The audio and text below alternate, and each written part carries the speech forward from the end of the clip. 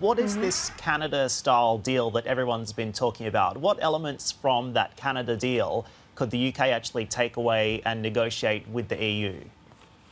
I think it's a little hard since they're lumping Canada and Australia together and we don't even have an Australia deal. But I think with Canada, what they're talking about is an agreement that covers goods, services, investment, that deals with some digital issues, that talks a little bit about standards, that is closer in alignment with the EU than some other FTAs are. It's one of the recent ones that the EU has done, so I think that's why it's viewed as a model or a template. But it's definitely not as close as the UK has had, or the relationship is not as close as the UK has had with the EU. It's unlikely to go ahead though, right? Because we've already heard from the likes of Dominic Raab, who has said that if they did have a closer alignment with the EU, that would basically defeat the purpose of Brexit. Therein lies the real challenge, and particularly on behalf of companies, the more divergence you get, especially regulatory divergence between the UK and the EU, the harder it is for firms, actually, unless they are content to stay fairly small, domestic, UK-based businesses.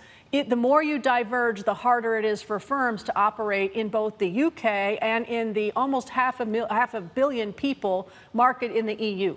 How do the negotiators then work around that, mitigate those challenges? We know that perhaps from the British side, Boris Johnson will be quite stubborn and say, I'm not going to settle for any deal. He's already said that he wants the best for British sovereignty. So how do they get around that? And what do you think some of the key sticking points will be?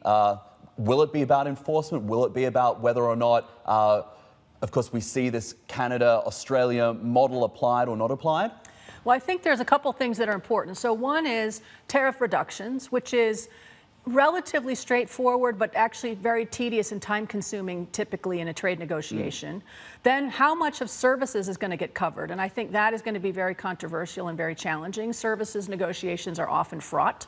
Then other areas like standards, and those standards negotiations take forever. So that cannot be done by the end of the year unless the EU and the UK agree to alignment.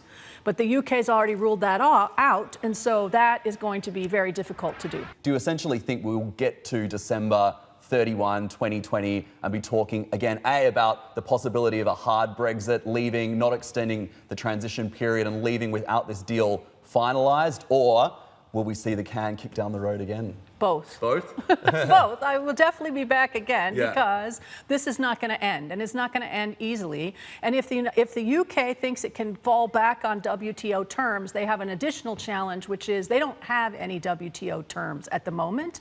So the UK has to re-engage with the WTO and set up its own independent schedules there. That by itself could consume an entire Trade Department for a year, let alone negotiating with the EU and potentially with the Americans and with the TPP and anyone else that they decide is important. That is a lot on a plate for the UK trade officials.